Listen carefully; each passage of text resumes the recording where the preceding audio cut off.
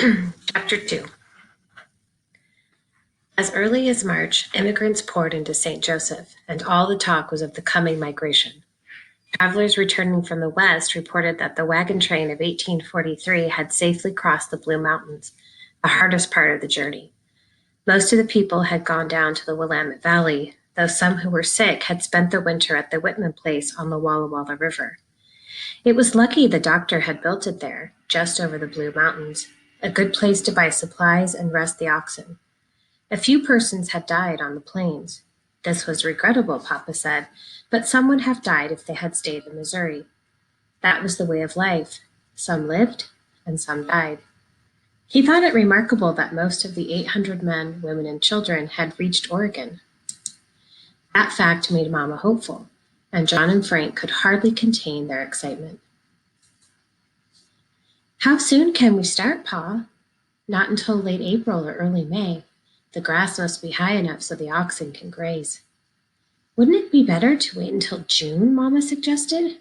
"No, we'd be alone, and that is not safe." With the first signs of spring, Papa dragged their big wagon up near the house, where it would be easy to load, and began preparing it of the journey to Oregon. By late April, everything was ready. Mama's rag carpet in a big roll was neatly wrapped in clean canvas. Her new dishes, white china sprinkled with tiny pink rosebuds, were packed in a small barrel with bran from the flour mill around them, so that no two dishes touched. She cried a little when she sold her loom, but Papa said he would make a better one when they got to Oregon. He kept his promise about taking the cherrywood chest. They had to carry extra clothing somewhere, and he guessed it might as well be there, on top of Mama's linen sheets, pillowcases, and tablecloths. He and the boys had a hard time lifting it into the wagon. "One thing's sure, we won't move it again short of Oregon," he said, when they had placed it in the middle to divide the wagon into two parts and had roped it to the sideboards.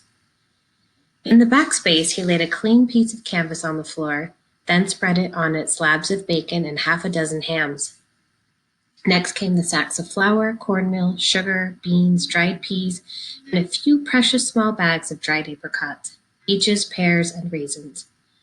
Last came the mattresses stuffed with straw, the feather beds, quilts, and blankets. The pile almost touched the wagon cover, but somehow there was still room for a box that held Mama's long-handled, three-legged skillet and her Dutch oven. In the front half, Mama and the girls would sleep on the mattresses. Papa and the boys were to have a tent. In one front corner, held by straps, stood the churn, handy for pouring in extra milk, night and morning. By the time they stopped again, the motion of the wagon would have made butter for the next meal. Behind the churn stood the small water cask, and behind that, a bushel basket holding the pewter and tin dishes, eating utensils, and a pile of clean dish towels. At the front, on the other side, Papa carefully roped the barrel of dishes. Next to that, he laid a bundle of dry firewood for emergencies. The folded tent laid over the carpet roll made a comfortable seat for Mama. This left a small space in the middle where the little ones could play safely. Arched hickory boughs, a few feet apart, supported the wagon cover. Papa had fastened hooks to the boughs where the family could hang articles that might get lost or be in the way. His gun, slung in loops of cloth, Mama's and the girls' best bonnets packed in a bandbox, paper gourds, and the little girls' dolls hung by strings. Pockets in the canvas covering held combs, brushes, and sewing needs. At each end, the canvas could be thrown open for air or closed by drawstrings to small peepholes. Outside the wagon body at the front, Papa's toolbox rode on one side, the tent poles on the other. The water bucket and tar bucket hung on a pole beneath. The tailgate could be let down on chains to form a small table where Mama could prepare food. It would also be a dinner table for her and Papa, with the two chairs that were lashed on behind when the wagon was loaded. Mama said a table and chairs would make her feel much more decent and civilized.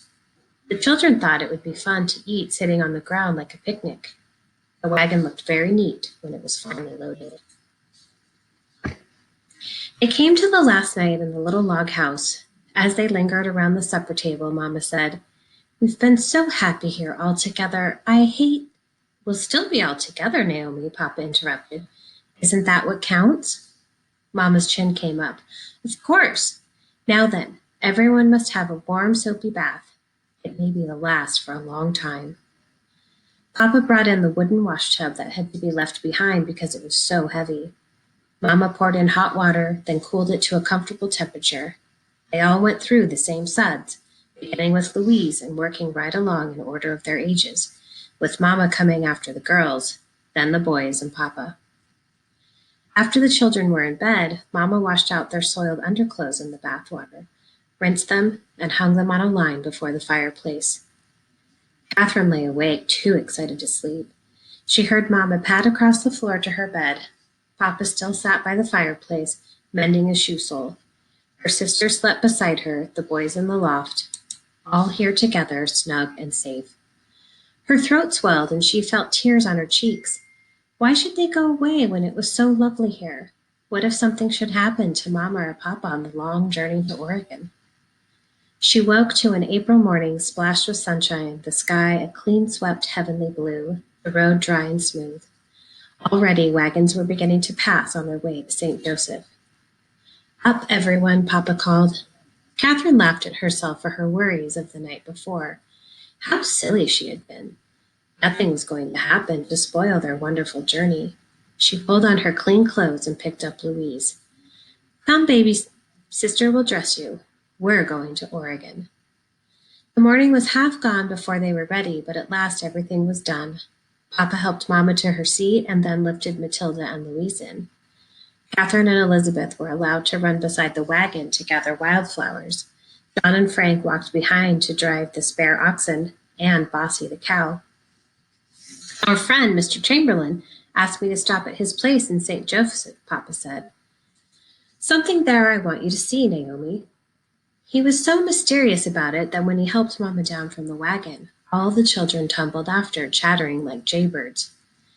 Catherine clutched Elizabeth's hand as they followed the grown folks in the Chamberlain kitchen and stared in amazement at an object on the far side of the room, a large square black iron box mounted on 4 short legs. A black iron pipe, bigger around than a man's foot, led from the box up to a hole in the ceiling. Is that a cook stove? Mama's voice shook. Right the first, guess. I knew you would like to see it. I've heard of them, but I've never seen one before.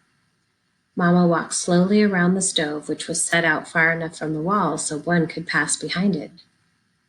Mrs. Chamberlain, obviously proud of her treasure, showed Mama and the children all its wonderful secrets. A firebox along the front with a small door at the end where one pushed in sticks of wood, 4 holes for kettles in the top with lids to fit them, a door at one side opening into an oven. Just imagine, Henry, no bending over a fireplace or baking in a skillet. Do you suppose? I knew that would come next. Yes, when we get to Oregon. You shall have a cook stove. Mama laughed. Let's hurry. Everyone in, Papa called. Oregon, here we come.